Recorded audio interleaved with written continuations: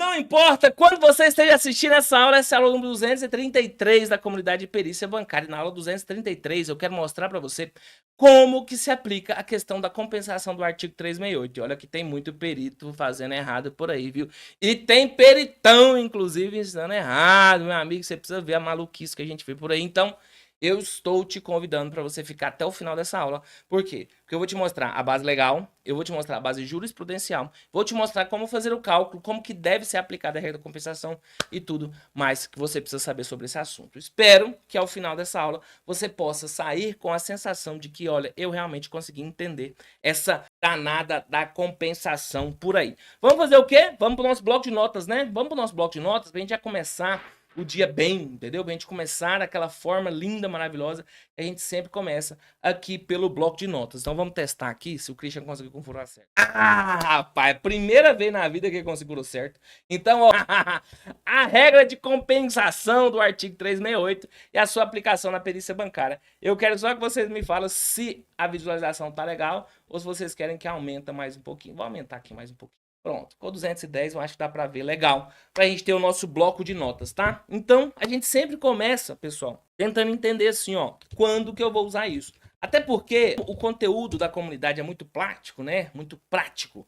Eu quero que você sempre tenha em mente assim, ó, quando que você vai usar, quando que você vai usar, pra você não ficar guardando coisas inúteis na sua mente. Eu sempre tento trazer essa questão assim, ó, como que você vai aplicar, quando você vai aplicar, como você vai aplicar, para você não gastar tempo com conhecimento inútil, tá? Então, quando você vai aplicar esse conhecimento. Então, se você estiver atuando como consultor, e aqui eu vou trazer a questão do Dr. Edson, que ele sempre reforça pra gente. Cara, perícia não é só perícia. O conhecimento que você tem aqui na perícia não é só para você atuar como perito judicial, nem é só para você atuar como assistente técnico. As pessoas olhando para o seu trabalho, olhando para o seu crescimento, para a sua evolução, elas vão querer consultar você. E aí, nesse processo de consultoria, você pode cobrar para emitir um parecer, falando para essa pessoa sobre esse caso específico. Você pode cobrar para dar uma orientação para a pessoa sobre esse ponto específico. Então, você pode sim utilizar esse conhecimento da regra de compensação do artigo 368 do Código Civil para processo de consultoria. Edilson, como assim? Olha só, eu tenho um determinado cliente, pensa comigo, situação boba. Ó, pensa comigo, situação boba. O cliente, ele tem lá um consórcio. Ele tem um consórcio, certo? Tô falando de situação real, tá? O cliente tem lá um consórcio. E esse consórcio, ele foi contemplado. Um consórcio contemplado. Ou um consórcio em que o cliente parou de pagar e tem lá aquele resquício de dinheiro lá no banco. E esse mesmo cliente está sofrendo uma execução. Esse mesmo cliente está sofrendo uma execução desse próprio banco. Se eu entendo a regra de compensação, eu sei que no consórcio ele tem um crédito e na execução ele tem uma dívida. Eu posso orientar esse cara a fazer o quê? Aplicar a regra de compensação do artigo 368 do Código Civil. Você está entendendo? Então, mesmo se você não estiver atuando diretamente como o perito, você consegue utilizar esses conhecimentos que a gente aprende aqui na comunidade de perícia para você orientar os empresários sobre como que eles devem agir, para você orientar os empresários sobre como que vai funcionar a questão em si. Então, como consultor, para que você vai utilizar esse conhecimento? Para orientar empresários e clientes sobre a regra do artigo 368. Além disso, você pode estar atuando como assistente técnico extrajudicial. Lembra o assistente técnico extrajudicial? Ou o que a gente chama também de perito extrajudicial. O perito extrajudicial é aquela pessoa que vai elaborar parecer técnico analisando uma situação específica. Então o cliente chegou para você e fala: olha, eu tô com esse caso aqui, eu tô com uma situação de financiamento e consequentemente eu já paguei a mais do que eu deveria pro banco, só que o banco continua me cobrando. Olha, se você acredita que pagou mais do que deveria e o banco, você tem um crédito, certo? Quem pagou mais do que deveria tem um crédito. Se o banco ainda está cobrando, é porque o banco acredita que você tem um débito. Então, o que que faz? Pode fazer o encontro de contas ou pode fazer a compensação. Se você estiver atuando como perito judicial, você precisa entender a regra de compensação, porque a regra de compensação é norma geral. Norma geral que está no Código Civil. E em sendo norma geral, se não tiver nada diferente no contrato ou na decisão, tem que aplicar a norma geral. E eu preciso que você entenda essa regra. Eu preciso que você entenda como que funciona o Código Civil. O Código Civil é a regra geral. É como tudo vai funcionar. mas ele só se aplica de modo supletivo ou subsidiário. Ou seja, como assim? Se não tem uma informação no contrato, aplica-se ele. É a mesma coisa da regra de imputação de juros, né? Primeiro, havendo duas dívidas vencidas e líquidas, paga primeiro os juros, para depois partir para o capital. A menos que o próprio devedor, o próprio credor passe para a conta do capital, por conta própria. Mas entenda, tem a regra normal, a regra geral, e o Código Civil é a regra geral, e o perito do juízo, ele escolhe a regra? Não, ele aplica o que está aí. Aí, Edilson, mas então quer dizer que na petição inicial a pessoa não falou sobre compensação. Na contestação o cara não falou sobre compensação. Na sentença o juiz não falou sobre compensação. E agora, eu devo ou não aplicar a compensação?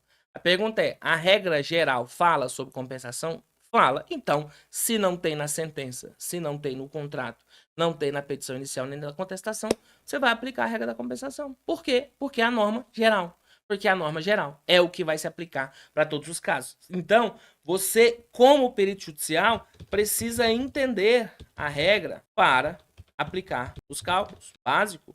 Se você tiver como assistente técnico judicial, o assistente técnico judicial é aquela pessoa que elabora os quesitos, aquela pessoa que acompanha a perícia, aquela pessoa que define a estratégia técnica, a que faz a impugnação ao laudo, a que faz o parecer divergente. Se você tiver como assistente técnico judicial, você precisa saber qual situação é mais benéfica para o seu cliente, aplicando a regra de compensação ou não aplicando a regra de compensação. Por quê? Porque aqui, ó, o perito extrajudicial, ele já colocou lá no parecer dele a regra de compensação. Se ele tiver colocado lá na regra de compensação, porque compensa mais para o cliente dele, é mais interessante para o cliente dele utilizar a regra de compensação, a partir daquele momento, se isso não for controvertido, para todos os momentos vai se utilizar a regra de compensação. Agora, perito, o advogado entrou sem o perito lá. Ele fez doido, entrou sem contratar um assistente técnico. Vai morrer? Não, não por causa disso. Aí ele contratou você como assistente técnico. Agora cabe a você elaborar quesitos para que o perito aplique a regra de compensação. Aí, Edilson, mas a regra não era que o perito aplicasse a regra de compensação? É, a regra é que as pessoas parassem no pare, que as pessoas não matassem, a regra é que as pessoas não roubassem, a regra é que as pessoas não... Ah, você percebeu, né? Que simplesmente achar que a regra é a regra não resolve, tá? Então, se você tá ali como assistente técnico tentando ajudar o seu cliente, o seu papel é exatamente mostrar aquela situação.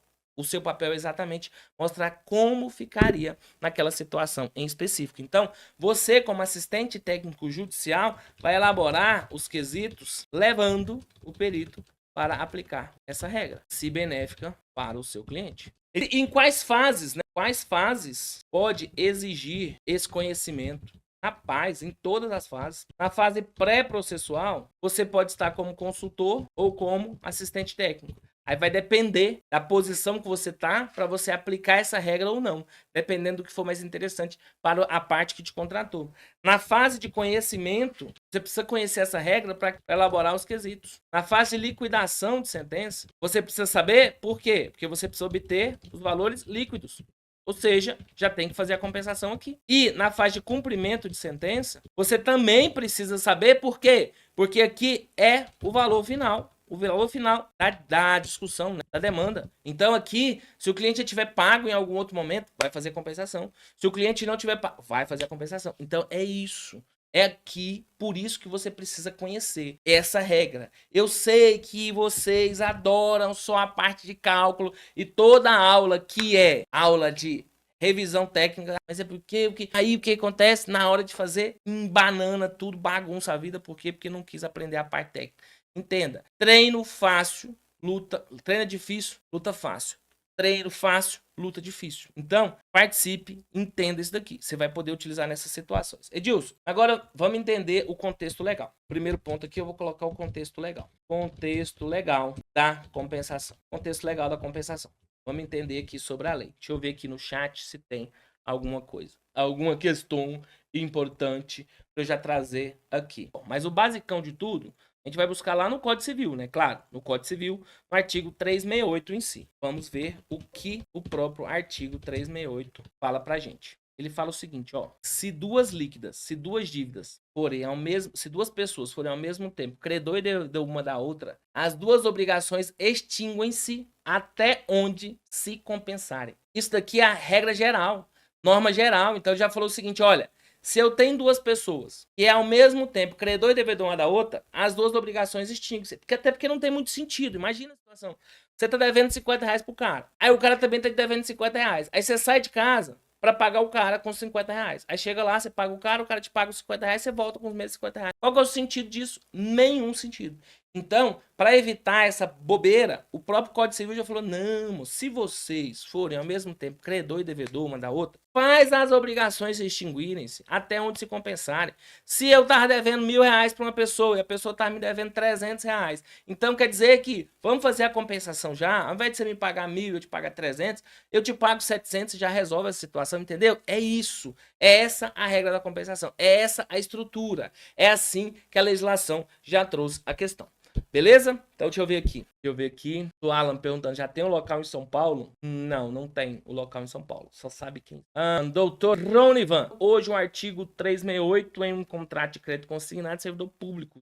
De 11 de 2004. Imagina essa diferença em 243 meses. É isso que eu quero que você pense. Sabe por quê? Porque olha só, se eu aplico, é isso que o assistente técnico tem que estar atento. Se eu aplico ou não a regra de compensação. Por quê? Porque num contrato como esse, 243 meses, se eu pagar essa dívida lá 243 meses atrás, considerando uma taxa de juros de 1% a juros simples, o cliente está pagando 243% a menos. Só que você não sabe, você sabe que não é juros simples, primeiro ponto.